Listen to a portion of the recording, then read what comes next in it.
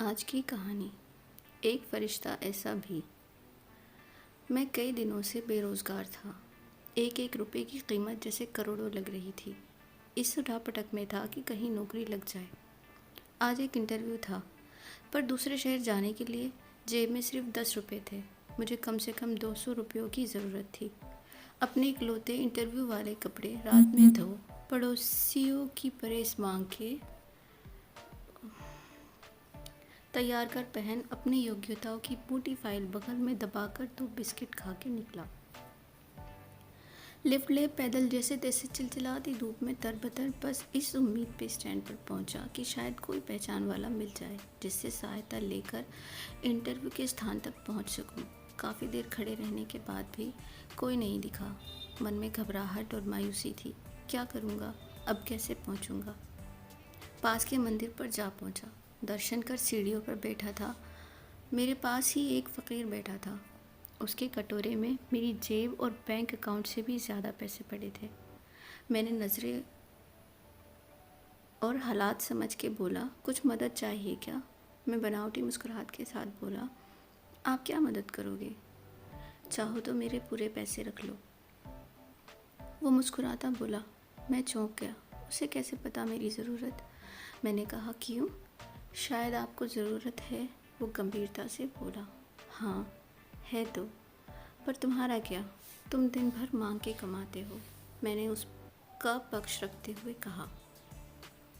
वो हंसता हुआ बोला, मैं नहीं मांगता साहब, लोग डाल जाते हैं मेरे कटोरे में पुण्य कमाने के लिए। मैं तो फ़कीर हूँ, मुझे इनका कोई मोह नहीं। मुझे सिर्फ भूख लगती है, वो भी एक टाइम, और कुछ दवाइयाँ, बस।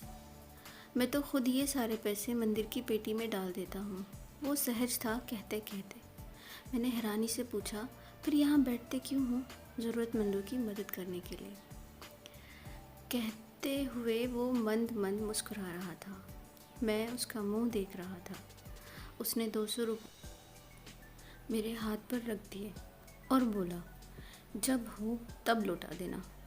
मैं उसका शुक्रिया जताता हुआ वहाँ से अपने गंतव्य तक पहुँचा। मेरा इंटरव्यू हुआ और सिलेक्शन भी।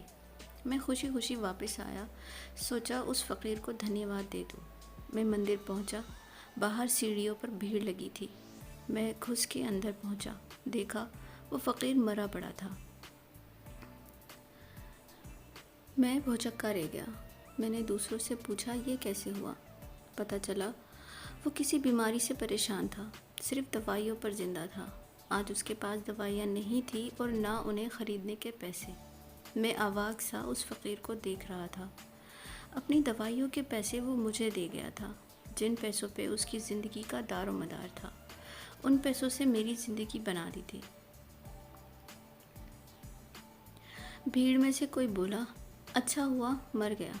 ये भिखारी भी सारे बोझ होते हैं, कोई काम के नहीं। मेरी आंखें डबडबाई। वो भिखारी कहाँ था?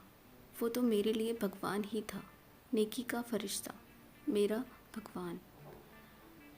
मित्रों, हमें से कोई नहीं जानता कि भगवान कौन है और कहाँ है। किसने देखा है भगवान को? बस इसी तरह मिल जाते हैं। दोस्तों, अगर आपको मेरी ये कहानी अच्छी लगी हो तो प्लीज़ मेरे चैनल को सब्सक्राइब करें, लाइक करें। Thank you. Thanks for watching.